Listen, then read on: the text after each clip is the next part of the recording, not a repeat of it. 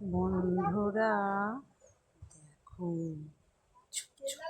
আমার ময়না কেমন করে ঘুমাচ্ছে দেখো।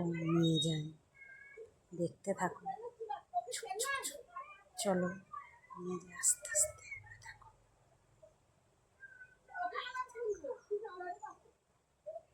এই দেখতে পেয়ে গেছে,